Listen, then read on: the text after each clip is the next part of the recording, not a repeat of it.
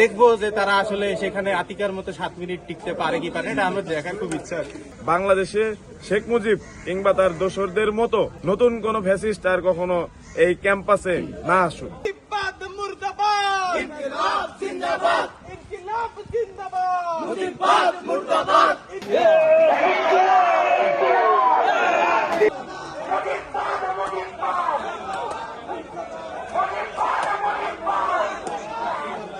ফেসিবাদ কায়েম করে সাধারণ ছাত্রদের উপর যে অন্যায় যে জুলুম করেছিল সেটার প্রতিবাদ স্বরূপ বাংলাদেশে যে সর্বপ্রথম ফেসিবাদের সূচনা করেছিল, যে স্বৈরাচারের সূচনা করেছিল, বাকশাল কায়েম করেছিল, সেই বাকশালী শেখ মুজিবের গায়ে, তার মুখে, তার গ্রাফিতিতে আমরা একটা প্রতীকী ঘৃণাসূচক কর্মসূচি দিয়েছি।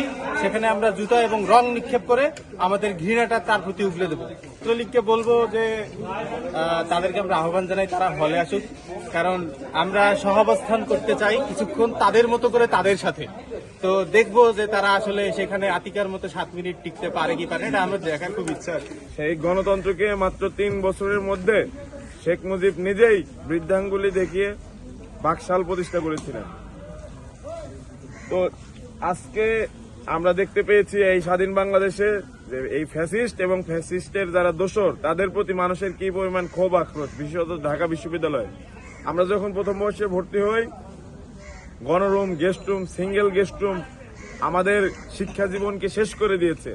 আমরা চাই বাংলাদেশে শেখ মুজিব কিংবা তার দোসরদের মতো নতুন কোন ফ্যাসিস্ট আর কখনো এই ক্যাম্পাসে না আসুক।